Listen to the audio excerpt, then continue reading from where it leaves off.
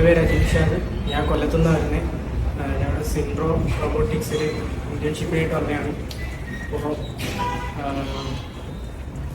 ഞാൻ അവിടെ പഠിച്ചത് എംബഡഡ് സിസ്റ്റം ആയിരുന്നു. അത് നല്ല രീതിയിൽ എനിക്കിവിടെ പഠിക്കാൻ പറ്റി.